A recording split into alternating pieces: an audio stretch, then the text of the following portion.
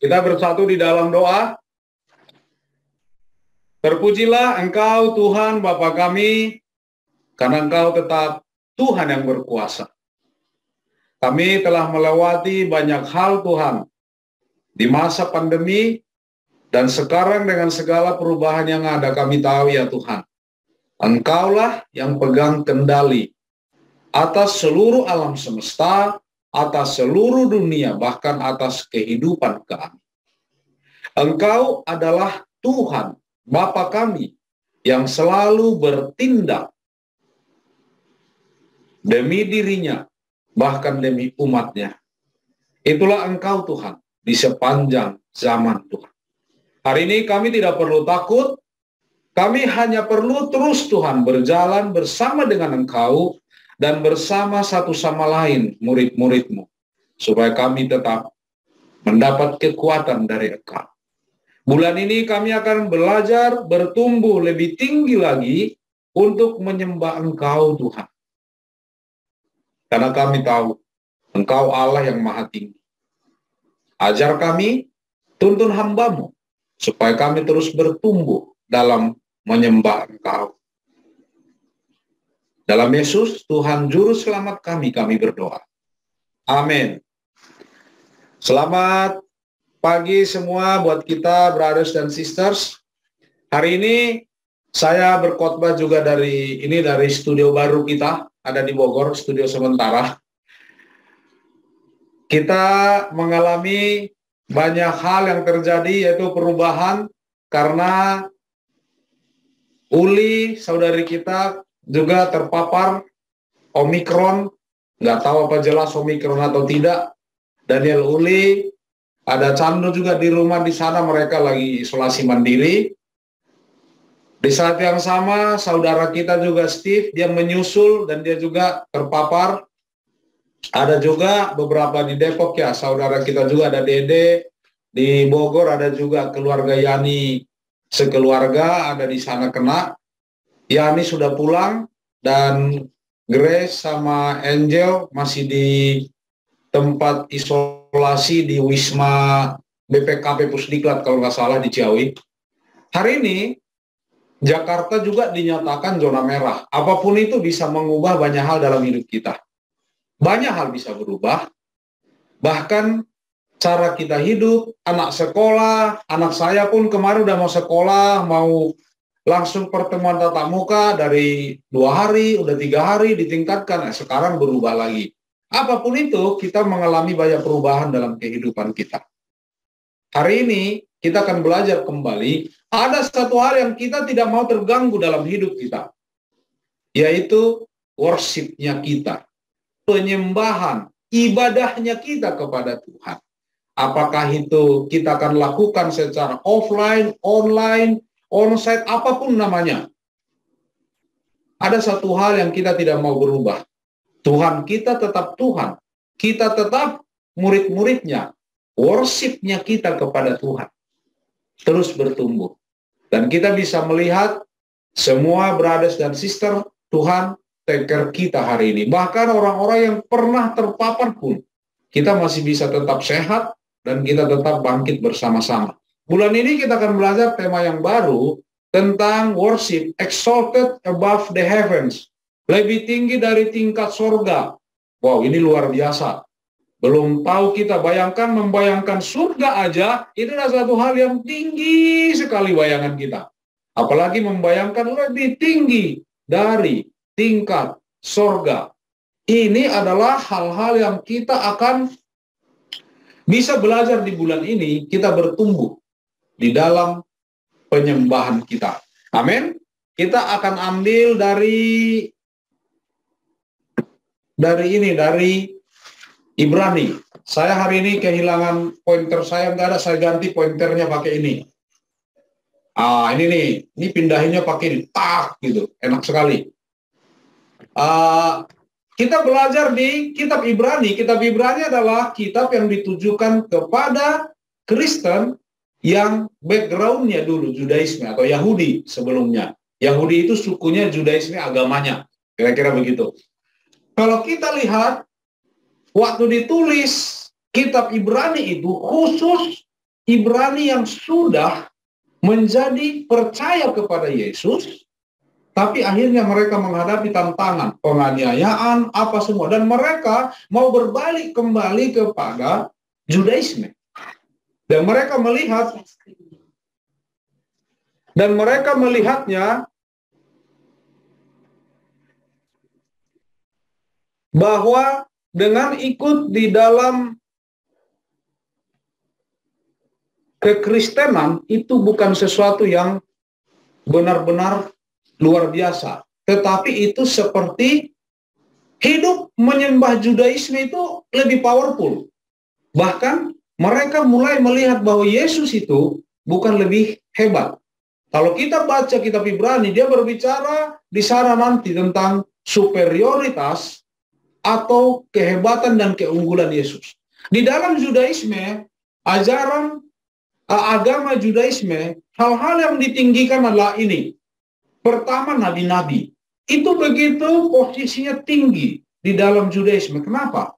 Karena mereka lah pembawa pesan Tuhan. Tuhan selalu mengirim pesan, bahkan Alkitab kita di Perjanjian Lama itu nabi-nabi semua dipakai. Tapi ada juga posisi yang ditinggikan di dalam Judaisme itu malaikat. Karena mereka dipercaya oleh orang Yahudi waktu Musa 40 hari di Gunung Sinai. Malaikatlah yang membawa blok batu itu dan menuliskannya kepada dia. Itu kepercayaan mereka. Musa juga ditinggikan di dalam Judaisme. Karena kenapa? Dia dianggap pahlawan Israel yang membawa mereka keluar dari Mesir. Dan melalui Musa lah Tuhan mendirikan agama Judaisme. Karena dipercayakan hukum Taurat kepadanya. Imam besar. Ini adalah dipercaya, ditinggikan. Karena dialah pengantara antara Tuhan dengan Israel. Begitu sebaliknya antara Israel dengan Tuhan. Abraham itu ditinggikan karena dia adalah penerima janji Tuhan. Bahkan Bapak Israel, Bapak orang percaya bagi kita. Kemudian ada namanya keimaman Lewi. Itu juga ditinggikan di dalam Judaisme. Karena ada satu suku dihususkan dia menjadi pelayan di Bait Allah. Untuk menegaskan pelayanan mereka, mereka bahkan tidak mendapat tanah warisan di Israel. Hanya warisannya adalah pelayanan di Bait Suci. Kemudian ada tabernakel, model bait suci yang terdiri dari 3 ruangan. Kita tahu ruang pelataran, ruang kudus, ruang maha kudus. Disinilah pertemuan antara Tuhan dengan Israel. Identik dengan kehadiran Tuhan di tengah bangsa Israel. Tapi ada juga kurban-kurban atau korban yang persembahan. Kenapa? Karena itulah yang mendamaikan atau pendamaian Israel dengan Tuhan kalau mereka melakukan dosa. Jadi ini begitu tinggi posisinya. Jadi berubah satu cara hidup. Ini kita akan lihat apa yang disebutkan tadi. Yesus lebih tinggi dari itu. Itulah pesan dari kitab Ibrani. Artinya dibanding semua Judaisme yang ada, Yesus lebih tinggi. Mengapa? Saudara-saudari kita yang dahulu dari agama Judaisme sudah percaya Yesus, mau berbalik kembali kepada Judaisme. Apa yang mereka lakukan biasanya kalau berbalik? Mereka kan melakukan sumpah di dalam bait suci, menyangkal Yesus. Makanya ada ayat kita temukan di Ibrani. Dengan mulut kita mengaku dan percaya Yesus, kita akan diselamatkan. Itu konteksnya adalah kepada orang Yahudi. Itu bukan kepada kita. Karena mereka harus, kalau mereka mengakui Yesus sebagai Tuhan di hadapan orang Yahudi waktu itu sama dengan kematian. Jadi itu bukan doktrin yang kita bisa pakai buat kita sekarang. Kemudian dikatakan di puncak dari semuanya itu imam besar. Ingat tadi imam besar atau imam agung itu adalah pengantara antara Tuhan kepada umat dan umat kepada Tuhan. Sekarang semua tadi karena lebih tinggi Yesus dari semua tadi itu, imam besar kita sekarang adalah Yesus. Inilah tema kita di bulan ini. Di Ibrani 7 ayat 26. Sebab imam besar yang demikianlah yang kita perlukan. yaitu yang saleh, tanpa salah, tanpa noda, yang terpisah dari orang-orang berdosa, dan lebih tinggi daripada tingkat-tingkat sorga. Wow, inilah mengembalikan posisi Yesus di hadapan murid-murid. Sebagai imam besar atau imam agung di Judaisme itulah Harun. Tapi Yesus lebih tinggi dari Harun. Kenapa? Pertama, Yesus tidak berdosa. Harun berdosa. Dia bahkan harus mempersembahkan penebusan dosanya sendiri sebelum dia mempersembahkan penebusan dosa umat. Yesus melayani di tabernakel surgawi, tetapi Harun hanya modelnya melayani di tabernakel sementara. Yesus tetap selamanya, tetapi Harun dia mati dan juga tergantikan. Yesus berdasarkan hukum keimaman Melkisedek, tetapi Harun diangkat berdasarkan keimaman Lewi atau keimaman Harun, sama saja. Jadi inilah intinya dari pasal 7 di kitab Ibrani kita. Hari ini kita akan belajar 3 hal ibadah kita yang akan meninggikan Tuhan, meninggikan Yesus. Bagaimana hari ini sebagai orang Kristen yang secara pengajaran fakta kita lebih tinggi dari Judaisme. Tetapi pertanyaan saya adalah, benar nggak hidup kita hari ini sebagai seorang Kristen meninggikan Yesus, atau hidup kita justru merendahkan nilai Yesus di dalam hidup kita, di dalam keluarga kita, bahkan di tengah-tengah masyarakat?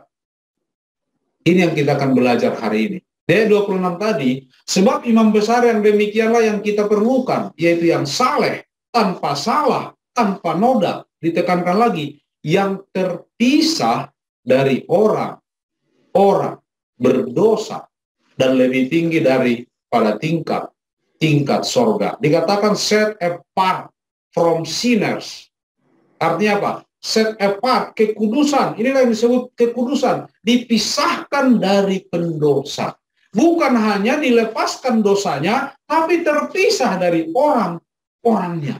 Jadi kalau hari ini kita mengalami pengudusan di dalam Tuhan, kita bukan hanya melepaskan dosa kita, tetapi juga bisa melepaskan diri kita dari keterikatan dengan orang-orang pendosa. Yang pertama, hari ini untuk kita bisa exalted Jesus, meninggikan Tuhan, meninggikan Yesus, adalah pengudusan diri kita. Bagaimana kita menguduskan diri kita? Di Judaisme, pengudusan dengan di Kristen itu berbeda. Judaisme adalah dikatakan di imamat. Untuk kita mengerti kitab Ibrani, gampang kalau kita sudah mengerti kitab imamat. Tapi kalau kita baca kitab Ibrani, tapi kita nggak pernah baca kitab imamat, brother sister, mungkin kita akan kesulitan mengerti. Tapi bisa kita baca nanti di sana. Di Judaisme dikatakan gini, kuduslah kamu bagiku, sebab aku ini Tuhan, kudus. Dan aku telah memisahkan kamu dari bangsa-bangsa lain, supaya kamu menjadi milikku. Kitab imamat adalah intinya, ayat utamanya, kuduslah kamu, sebab Tuhan kudus. Di kekristenan, di Ibrani 12 ayat 14 dikatakan, berusahalah hidup damai dengan semua orang, dan kejarlah kekudusan. Wah, saya nggak tahu bagaimana mengejar ya. Sebab tanpa kekudusan tidak seorang pun akan melihat Tuhan. Satu-satunya syarat kita bisa melihat Tuhan adalah kalau kita kudus. Kejarlah kekudusan. Saya nggak tahu gimana. Mungkin kalau kita mengerti kata mengejar, saya kasih analogi yang simple dan sederhana dan real. Dan kalian bisa spend time dengan orangnya. Seperti Roni mengejar Christina, ya gitulah. Apapun dilakukan. Semua dilawan. Christina bilang, nggak mau, dipepet terus sama Roni. Itulah mengejar. Kejar sampai dapat. Itulah kita sikapnya, kita mengejar kekudusan. Makanya hari ini, Roni berhasil. Nanti kalian tanya perasaan Roni, perasaan Tina, nanti kalian tanya, spend time dengan. Tapi itulah mengejar. Itulah mengejar. Kenapa saya ambil contoh ini? Karena ada brother-brother single, kita nggak mengejar, kita suka sister, tapi nggak mengejar. Kalau saya pengejar, saya kejar sampai dapat. Tapi begitulah kita kekudusan. Tapi ada juga kita di sini mengejar karir. Mengejar karir kita lakukan apa? Segala upaya. Pertanyaan saya, Bapak, Ibu, brother, sister, kita kejar nggak kekudusan? Konteks kekudusan dalam kitab Imamat adalah cara hidup. Kadang-kadang Kristen hari ini menyebut kekudusan itu seperti begini, seolah-olah kekudusan itu adalah ketika kita jatuh dosa, bagaimana supaya saya bertobat dari dosa-dosa saya. Itu yang sering kita anggap kekudusan. Tidak. Kalau kita baca kitab Imamat, kenapa orang Yahudi dikasih Tuhan di sana? Itu semua cara hidup yang terpisah dengan cara bangsa-bangsa di sekitarnya. Itu kekudusan. Mengejar kekudusan. Bukan pasif. Kekudusan. Pengudusan kita meninggikan Yesus. Cara hidup kita sebagai seorang Kristen tidak sama dengan dunia. Itulah yang namanya mengejar kekudusan. Saya suka tadi, dan saya sangat terbantu, tertusuk banget, bangga bahkan dengan saudara kita tadi, Lia. Nggak mudah di posisinya. Kadang-kadang bisa ada godaan begini, aku mau lari dari sini, aku mau lari dari tantangan pekerjaan ini. Tetapi yang aku suka tadi ketika Lia saudari kita, dia kembali melihat Tuhan, yang terjadi adalah pengudusan. Dia tetap di bank yang sama, di pekerjaan yang sama, bahkan mungkin sampai hari ini masih menghadapi situasi yang sama. Yang berbeda adalah cara Lia sekarang merespon, menghadapi, dia tidak lagi pakai cara hidup dunia yang ingin membalas, marah, membela diri, tapi dia pakai cara hidup Yesus. Tuhan kita diam ketika dia dibantai sampai dibawa ke kayu salib. Tujuannya apa? Karena itulah cara hidup yang jauh lebih tinggi dari cara hidup dunia. Hari ini, brother sisters, di kuliah, di sekolah, di kantor, di rumah tangga, di pernikahan, hubungan dengan tetangga, kemasyarakatan, apakah cara hidup kita hari ini meninggikan Yesus atau bahkan merendahkan Yesus? Ketika orang datang melihat anak-anak kita, parentingnya kita, ketika orang melihat anak kita, orang akan meninggikan Yesus atau orang justru melihat, ya ini mah ngomong aja. Ini adalah hal-hal yang kita harus tunggu bersama-sama. Kita kejar, kita kejar, kita kejar sampai kita punya cara hidup murid Yesus. Cara kita hari ini menghadapi masalah dalam hidup, cara hidup Yesus, harusnya kenapa ada tertulis khusus Taman Getsemani, 3 kali Yesus berdoa, melawan dirinya, menyangkali dirinya, dan melihat memikul salib untuk melakukan kehendak Bapa. Itukah sekarang cara kita menghadapi setiap masalah? Ketika kita berhadapan dengan orang yang menyakiti kita, kita fokus untuk perasaan kita, atau kita fokus kehendak Tuhan? Itu cara hidup. Brother sisters, kita akan mengalami mungkin sakit. Ketika orang sakit, tidak gampang untuk kudus. Cara orang sakit mungkin kita mengeluh, mempertanyakan Tuhan. Hari ini ketika Yesus menghadapi kesakitan, coba kalau dalam segala keadaan kita baca bagaimana Yesus menjalani kesakitan, bagaimana Yesus menjalani penolakan, bagaimana Yesus menjalani pengkhianatan, bagaimana Yesus mengalami rasa sakit fisik, emosi, bahkan rohnya. Itu adalah cara hidup kita. Itu bukan konsep, tetapi itu cara hidup kita. Brother, sister, Bapak, Ibu sekalian. Itu yang akan meninggikan Yesus. Amin. Kita lanjut ya. Wah, aku kelihatan ya. Gimana nih? Dia 27, Ibrani 7. Yang tidak seperti imam-imam besar lain, yang setiap hari harus mempersembahkan korban untuk dosanya sendiri, dan sesudah itu barulah untuk dosa umatnya. Sebab hal itu telah dilakukannya satu kali untuk selama-lamanya, ketika ia mempersembahkan dirinya sendiri sebagai korban. Di NIV dikatakan offer himself. Kita tahu setiap ada dosa, setiap ada pelanggaran, di masa perjanjian lama atau Judaisme, mereka harus mempersembahkan korban penebus dosa. Ada banyak korban, ada korban bakaran, korban sajian, korban penebus dosa, korban penebus salah. Itu bayangkan kalau kita mengalami semua itu, dipersembahkan berulang-ulang. Tetapi Yesus sebagai imam besar, dia mempersembahkan dirinya sendiri, sekali untuk selamanya. Itu yang dikatakan di Alkitab kita. Hal kedua yang membuat kita akan meninggikan Tuhan dalam ibadah kita, dalam worship-nya kita, adalah persembahan. Persembahan.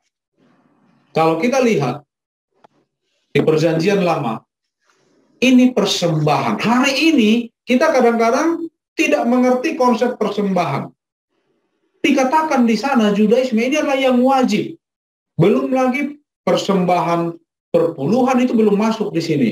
Persembahan khusus belum masuk. Buah sulung semua belum masuk di sini. Syukur belum masuk di sini. Di Judaisme ada 5 ini persembahan utama yang di setiap orang.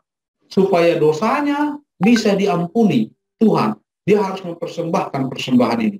Ada di sana persembahan yang disebut korban bakaran, korban sajian, korban keselamatan, korban penghapus dosa, korban penghapus kesalahan. Apa bedanya penghapus dosa dengan penghapus kesalahan? Penghapus kesalahan itu lebih kepada bersifat penggantian. Yang kalau kita melakukan kesalahan ke orang itu bisa ditebus, diganti, ada penaltinya. Tetapi semua syaratnya adalah tidak bercacat untuk binatang. Tapi ada juga khusus korban sajian, itu dari tepung. Dikatakan tepung terbaik. Artinya di dalam Judaisme konsep persembahan, walaupun itu lebih rendah daripada Yesus, dari Kristen, tapi dikatakan tetap persembahan yang tidak bercacat yang terbaik. Di Ibrani 13 ayat 15, di dalam Yesus kita hari ini, sebagai seorang Kristen, sebab itu marilah kita oleh dia, oleh Yesus, senantiasa mempersembahkan korban syukur kepada Allah, yaitu ucapan bibir yang memuliakan namanya. Hari ini, bagaimana kita mempersembahkan yang lebih tinggi dari Judaisme? Kalau di Judaisme aja kita bilang itu binatang begini. Saya mau tanya juga hari ini, kalau kita hari ini mempersembahkan satu lembu untuk korban bakaran, satu domba untuk korban keselamatan, kambing untuk penghapus dosa, baru domba betina untuk penghapus kesalahan. Saya mau tanya berapa harganya hari ini secara nominal? Kita bisa hitung. Tetapi dikatakan di ayat 15 ini senantiasa mempersembahkan korban syukur, senantiasa, setiap saat, terus menerus. Bukan hanya ketika hari raya Yom Kippur, kalau mereka biasanya ini hari raya pendamaian. Senantiasa, karena siapa? Karena rasa syukur kepada Allah yang telah memberikan Yesus kepada kita. Apa takaran kita hari ini? Memberikan persembahan yang meninggikan Yesus. Jika nyawa kita adalah tebusan yang ditebus oleh Yesus, seharga nyawa kita lah tebusan Yesus. Apakah persembahan kita hari ini meninggikan Yesus? Waktu kita yang kita berikan untuk Tuhan dan gerejanya, apakah itu meninggikan Yesus? Atau itu merendahkan Yesus? Milik kita apapun itu. apapun milik kita hari ini, itu persembahan yang meninggikan Yesus, atau itu justru merendahkan Yesus? Saya tidak percaya seorang pengikut Kristus, dia pelit. Saya nggak percaya itu. Karena ada ayatnya, orang kikir tidak masuk kerajaan Allah. Persembahan kita hari ini, seberapa besar persembahan yang akan kita berikan, itu adalah wujud persembahan kita karena rasa syukur kepada Tuhan. Talenta kita. Oh, saya nggak banyak uang, bro. Tapi kita ada yang bertalenta hari ini. Berapa banyak yang kita butuhkan hari ini, orang yang bertalenta di dalam gereja. Orang yang bisa mendesain gereja. Orang yang bisa, apalagi, di multimedia. Orang yang bisa memberikan, memberikan ide-ide. Itu pun dibutuhkan.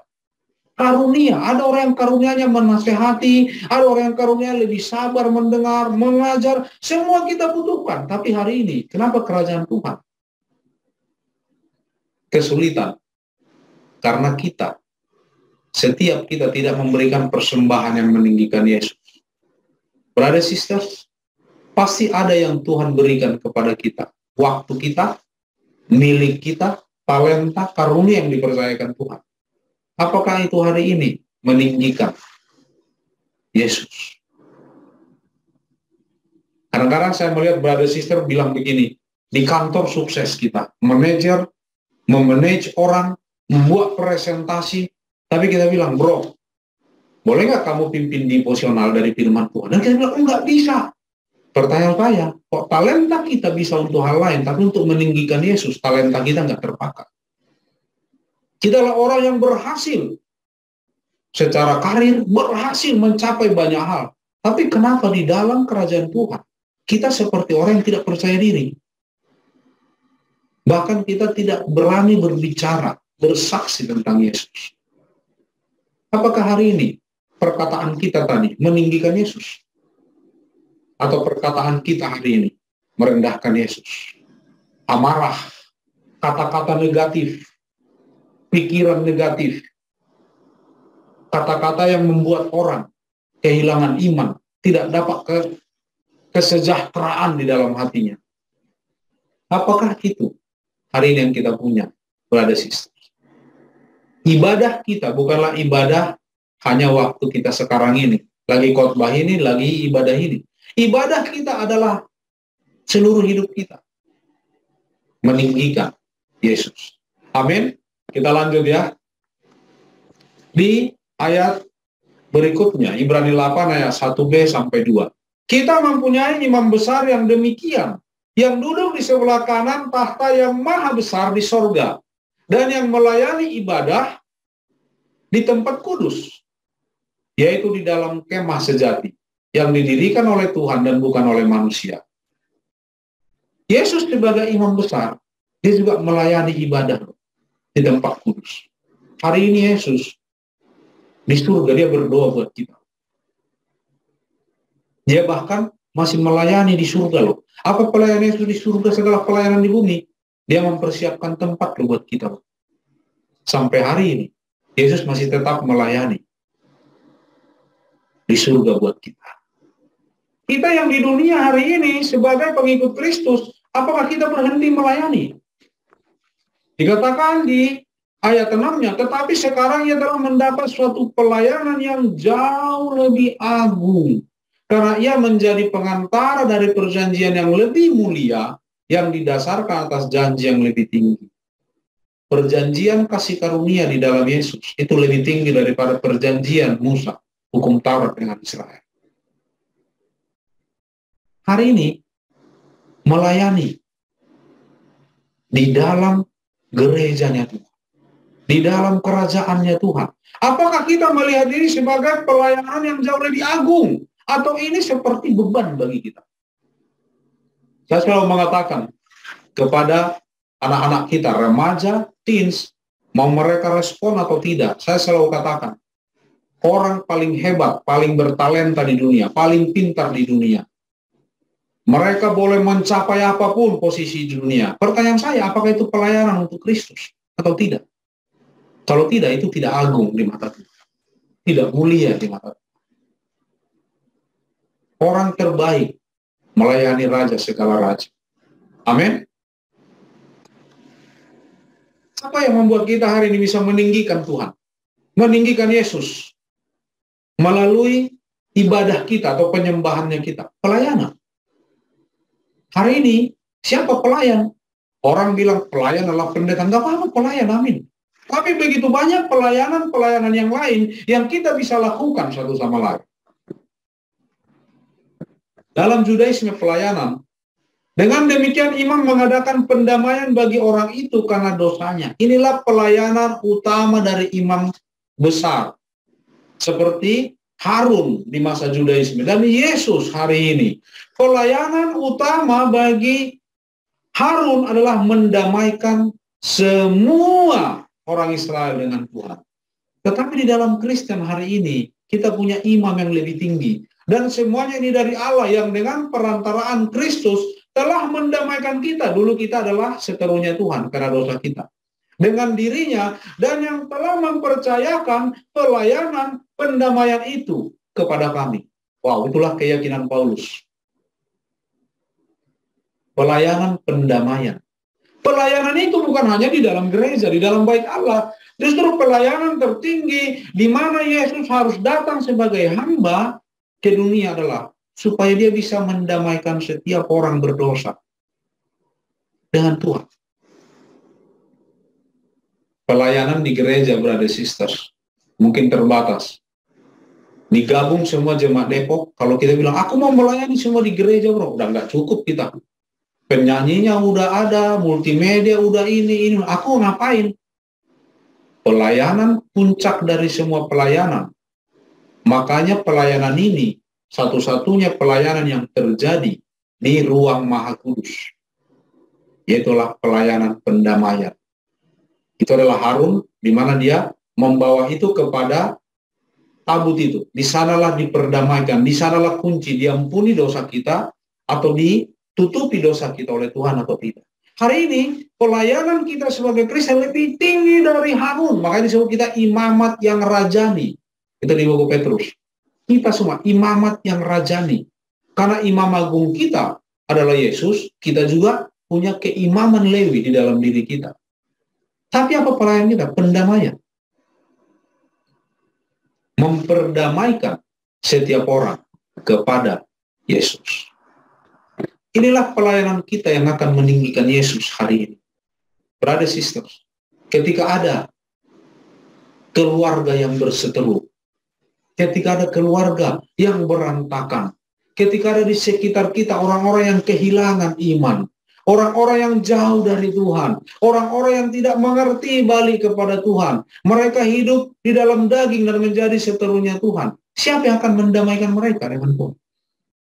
Bukankah ini pelayanan kita? Bukankah pelayanan ini terbuka kepada kita? Semua profesi, semua umur, semua usia. Dan tidak bergantung talenta. Mendamaikan orang dengan Tuhan. Hari ini, kita bawa orang kepada Tuhan. Jangan-jangan melihat hidup kita, orang hari ini, bukan meninggikan Yesus, tapi menjauhkan diri mereka dari Yesus. Apa yang menghambat orang diselamatkan hari ini? Bukan orang-orang yang tidak percaya Yesus, tapi kita yang hidup mengaku sebagai Kristen, tapi kita sendiri tidak pernah meninggikan Yesus. Yang ada kita merendahkan Yesus hari ini. Exalted Jesus. Inilah ibadah kita setiap hari untuk meninggikan Yesus melalui hidup kita. Pengudusan. Berjuang kejar kekudusan. Berjuang mengejar cara hidup sebagai pengikut Yesus di tengah dunia. Persembahan. Berikan korban syukur. Bayangkan gabungan dari korban dan syukur. Kalau hanya korban, itu berat namanya. Tapi korban syukur.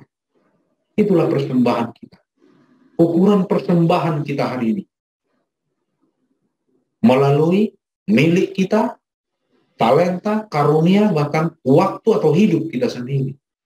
Ukurannya adalah kebesaran syukurnya kita kepada Tuhan. Itulah menjadi takaran. Pelayanan, kita beritakan Kristus, pendamaian bagi semua orang. Ada orang bermasalah keuangan, mereka butuh Kristus. Ada orang bermasalah konflik rumah tangga, mereka butuh Kristus. Ada orang hari ini merasa sendirian, mereka butuh Kristus. Ada orang hari ini tidak bisa mengampuni, mereka butuh Kristus.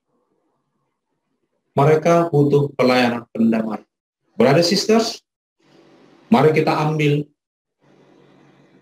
3 hal ini untuk meninggikan Yesus. Jangan sampai melihat hidup kita, ibadah kita, Kristus direndahkan. Amin. Brother sisters, mengingatkan juga, walaupun ibadah kita online, mari tinggikan Yesus. Mulai dengan hal simpel. Datang, masuk, gabung di Zoom ibadah kita lebih awal. Hari ini aku lihat, kita udah ada mau komuni, udah 2 lagu, baru orang datang. Sekarang kita lebih dekat sebenarnya. Kita hanya butuh waktu dari kamar kita bangun, kita ke kamar mandi, kita kembali ke ruang tengahnya kita pasang Zoom-nya kita. Itulah perjalanan kita hari ini untuk datang ibadah minggu. Kalau itu pun terlambat, berada sisters, apakah ini meninggikan Yesus? Apakah ini korban syukur? Berapa banyak teman kita di luar sana hari ini lagi kebingungan. Saya hampir tiap hari ada orang telepon saya, bro, aku mau belajar Alkitab, aku mau ada persekutuan, bro. Karena hari ini di online ini, awalnya orang suka online searah, tapi lama-lama orang juga butuh dia mengerti pengajaran-pengajaran yang dasar hari ini. Saya ingin brother sister, kita layani saudara, keluarga, siapapun mereka, untuk mereka diperdamaikan dengan Tuhan. Amin. Saya berharap ini membantu kita untuk punya ibadah yang meninggikan Yesus. Kita bersatu di dalam doa. Kami bersyukur Tuhan, kalau Tuhan yang begitu mencintai kami, rela mengorbankan anaknya, Yesus Kristus, sebagai penebusan dosa kami, membayar seluruh penalti atas dosa-dosa yang sudah kami lakukan, karena kami tidak bisa mengubah fakta itu. Upah dosa adalah maut, tetapi Tuhan memilih Yesus, menerima upah dosa kami, yaitu maut, supaya kami bisa hidup. Bukan itu saja, Yesus memberikan kami hidup yang baru, yang dimeteraikan oleh Roh Kudus, untuk kami meninggikan Yesus. Kami punya cara hidup yang kudus di tengah dunia ini. Kami punya persembahan kami melalui hidup kami kepada Engkau, dan juga membawa orang diperdamaikan dengan Tuhan. Itulah cara kami Tuhan hari ini meninggikan Engkau. Saya berdoa buat seluruh jemaat-Mu, saudara-saudari terkasih di sini, di tengah segala pergumulan hidup Tuhan, di tengah segala keraguan dan kekhawatiran kami, bantu kami semua bersatu hati Tuhan. Semua kami mengambil peran kami untuk meninggikan Engkau, bersatu hati. Tolong kami Tuhan, untuk kami tetap bisa meninggikan Engkau.